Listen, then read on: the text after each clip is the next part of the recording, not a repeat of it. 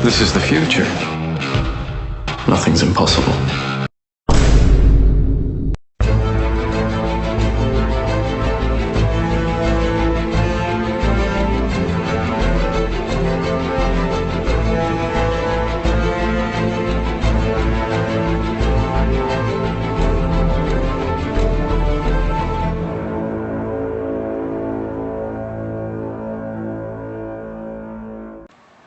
Ang rebolusyong industriyal ay ang panahon kung saan ang trabahong karaniwang ginagawa gamit ang kamay ay ginagawa na gamit ang makinarya dahil sa mga makabago na diskubre sa larangan ng teknolohiya.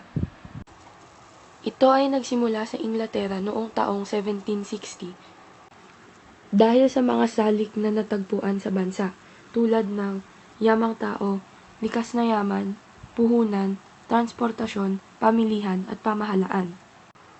Nagkaroon ng mga pag-unlad sa industriya ng tela, transportasyon, agrikultural at komunikasyon.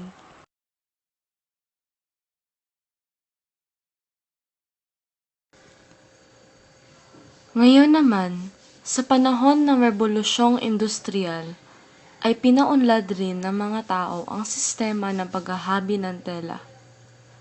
Dahil kamay lang ang kadalasang ginagamit sa pananahi ng mga damit, mabagal ang proseso kaya mahal talaga ang pagbenta ng mga damit na ito. Dahil dito ay nag-iisip ng mabuti at pinilit ng mga Europeo na gumawa ng mga makina para mas mapadali ang pananahi o paghahabi ng tela.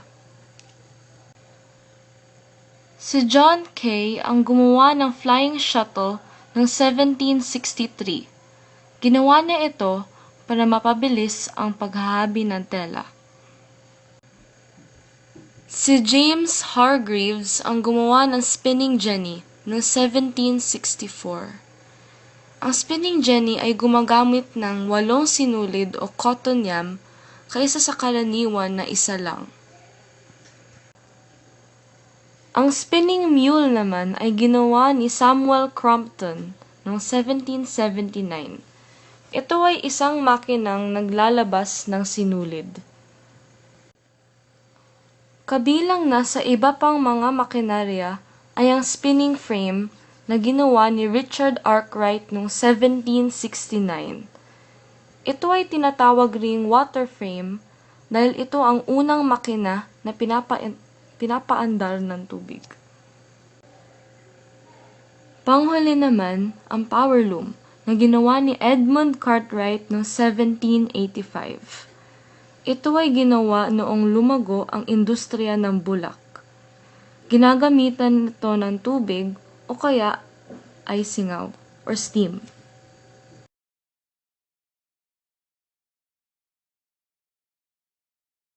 Sa Great Britain, mas pinatibay ang mga kalsada at nagpagawa ng mga kanal upang pagdugtungin ang mga bahagi ng bansa. Naimbento ni Richard Trevithick noong 1804 ang unang steam-powered locomotive na nagbigay daan sa pagbubukas ng mga riles. Mas mabuting makina ang nabuo ni George Stephenson at kanyang anak na unang gumamit sa pampublikong riles ng tren noong 1830. Ang pagtatatag ng kanal ay nakatulong sa madali ang pagpapadala ng mga produkto mula sa isang lugar tungo sa ibang lugar.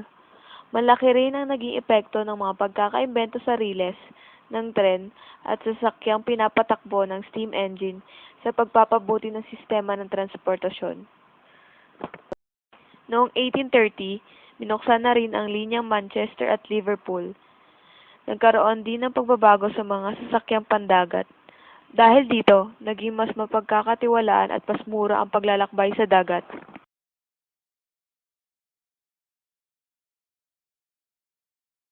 Naimbento ni Alexander Graham Bell ang telepono na nagbibigay ng kakayahang makapag-usap ang dalawang taong masyadong malayo sa isa't isa.